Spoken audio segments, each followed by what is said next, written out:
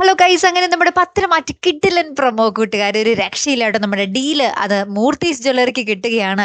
ഈ ഒരു രംഗങ്ങൾ കണ്ടിട്ട് അതായത് അനി എല്ലാവരുടെ അനുഗ്രഹമൊക്കെ മേടിച്ചിട്ടാട്ടോ ഈ ഡീലിന് വേണ്ടി പോകുന്നത്. ആദർശിനെയും നയനയും കണ്ട് അനുഗ്രഹം മേടിക്കുന്നുണ്ട്. മുത്തശ്ശൻ മുത്തശ്ശി ഇവരുടെയൊക്കെ അനുഗ്രഹം മേടിച്ചിട്ടാണ് പോകുന്നത്.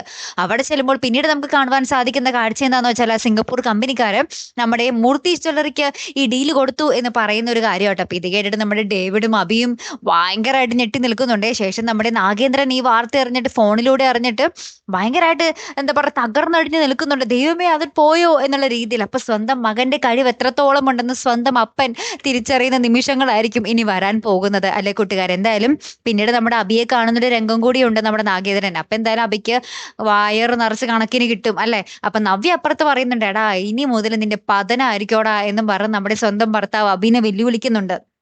ഏറ്റവും ലാസ്റ്റത്തെ കാഴ്ച എന്താന്ന് വെച്ചാൽ നമ്മുടെ നയന ഭയങ്കര സന്തോഷമായിട്ട് നിൽക്കുകയാണ്. കാര്യം വേറൊന്നുമല്ല, നമ്മുടെ മുത്തശ്ശന്റെ മെസ്സേജാണ് നയനയ്ക്ക് വന്നിരിക്കുന്നത്. അതിൽ പറയുന്നുണ്ട്, മോള് കുടുംബക്ഷേത്രത്തിൽ വരണം, അതും ആദർശനോട് പറയരുത് എന്ന് പറയുകയാണ്. അപ്പൊ നമ്മുടെ നയനയ്ക്ക് എന്തോ ഒരു മനസ്സിലൊക്കെ ഒരു സന്തോഷം തോന്നി.